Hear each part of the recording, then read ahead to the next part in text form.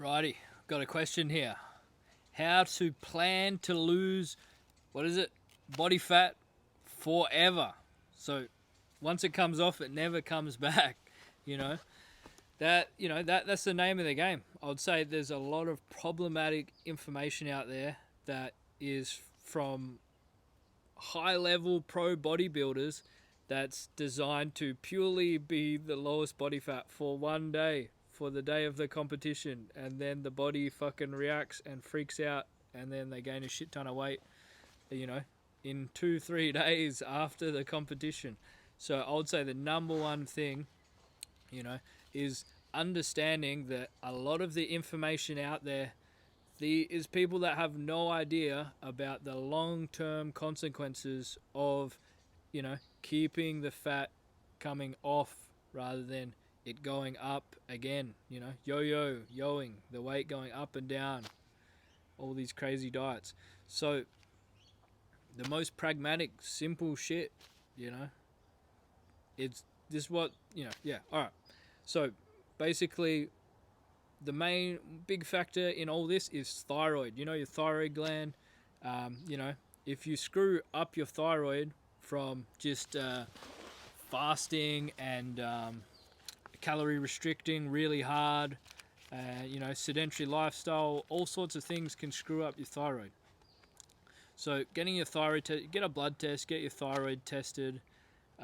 Understand where you're at. If your thyroid is fucked, if your numbers are really high, then it's going to take a little bit of, eating enough, eating more carbs. Basically, sugar's going to heal your thyroid faster than anything else, and, you don't want to be on thyroid medication. That's going to shut down your natural production of thyroid stimulating hormone. You're going to feel like shit while it heals, but, sugar's going to be your main friend, and not being in a calorie restriction. Stop calorie restricting. Start getting fit. If you're getting fit, it's going to fix your thyroid, It's definitely going to help heal your thyroid if you're building actual fitness, Actual fitness, serious fitness, Good cardio, So keeping fat off long term. Big one. Thyroid. Sugar heals the thyroid. Fitness heals the thyroid. But don't do just the fitness without sugar. That's going to fuck your thyroid. If you're trying to get fit on low carb, that's going to fuck the shit out of your thyroid. Now second one, insulin sensitivity. So insulin sensitivity, it's diabetes, everything, Everyone thinks it's the carbs, but it's actually because the donut's deep fried. It's not the carbs in the donut. So, don't be afraid of the sugar and the cinnamon. Insulin sensitivity, so basically dietary fat is the number one cause of insulin resistance. Now, insulin resistance is the reason why a blood sugar goes up super high and then stays high, It's very healthy and normal, and your body is designed to have a blood sugar spike after a meal, and it gets up to this level, look, and then it goes back down to, normal levels. But what happens is, look, when sustained elevated insulin levels, when you eat too much dietary fat and then eat carbs, look, it's going to go up to the same amount, but then rather than coming back down after 30 minutes, an hour, it's just going to stay up there all day long, fucking 8 hours longer. It just fucking stays up there. Now that shit is, diabetes. So eating dietary fat is going to increase your risk and it just straight up causes, diabetes.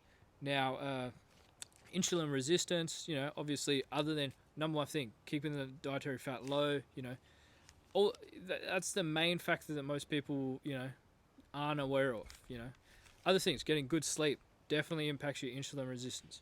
If you going to bed super early and getting lots of sleep, you actually lose weight just from improving your sleep. So you could potentially lose 5-10 kilos from getting better sleep. Now, insulin resistant, another one, hydration, very important. So we got water, sleep, food.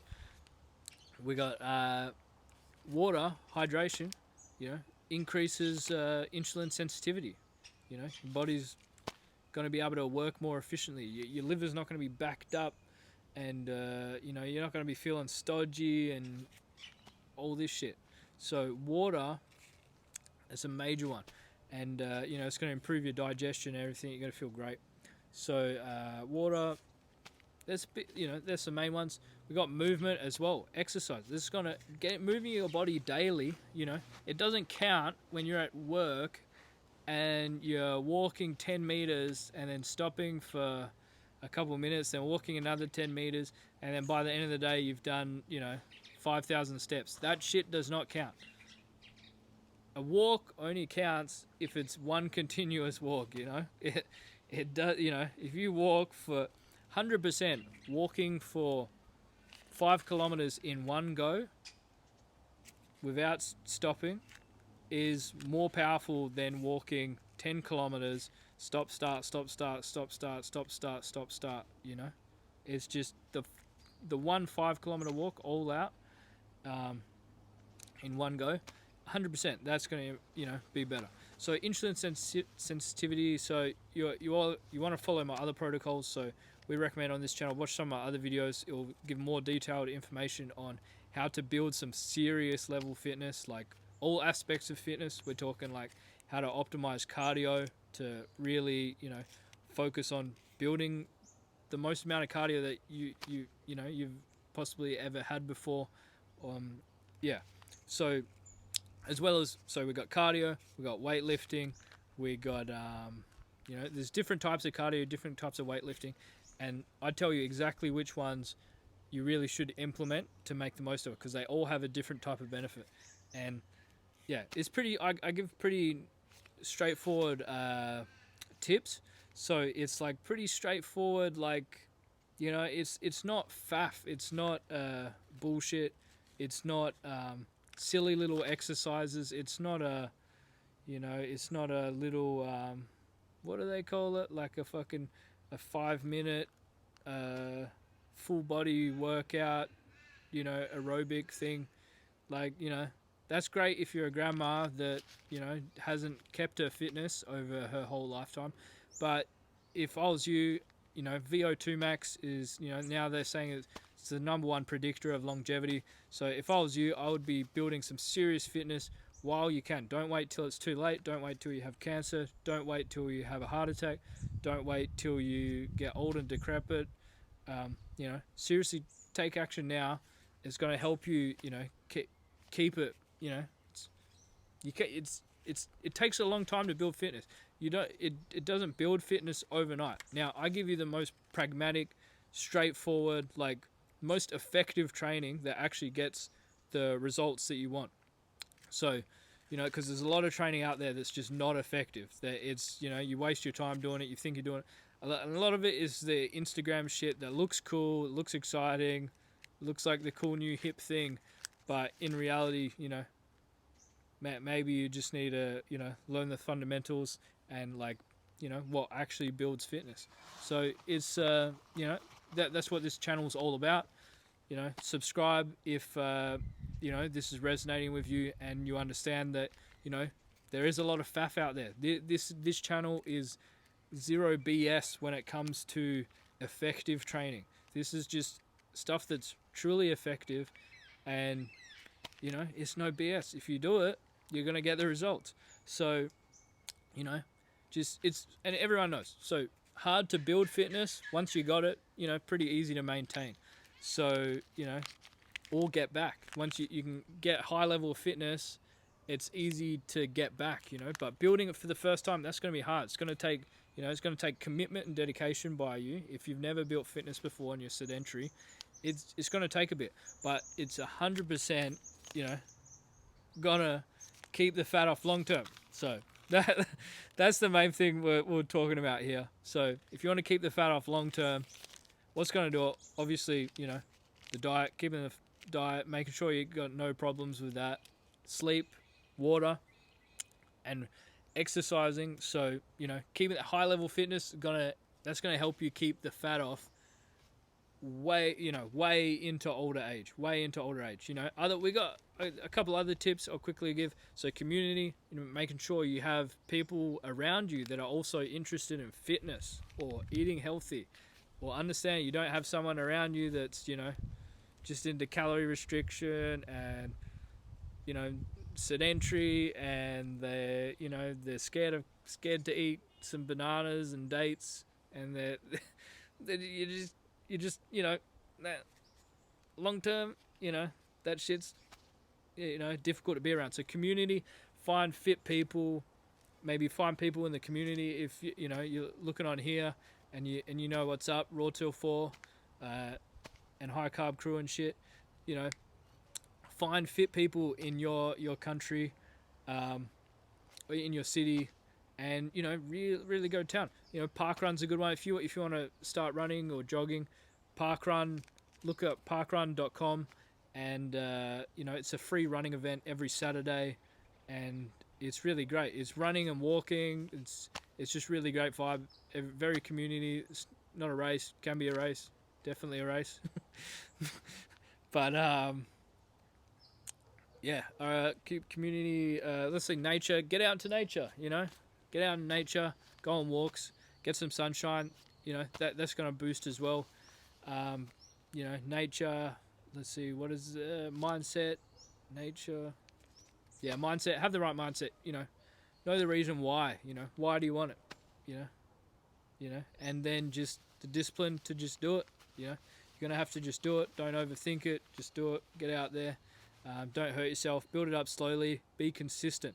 You know, even if you go 80% effort, maybe your exercise go 80% effort, but 100% consistency. You do it every day, and you know, don't be afraid to push it. You know, track your numbers. Try and improve them times. You know, if you're doing cardio, try and improve them times. Really try and improve them times. If you're trying to lift weights, you know, try and increase them weights, them reps. Recommend 6 to 8 reps if you're trying to build muscle, you know, to failure.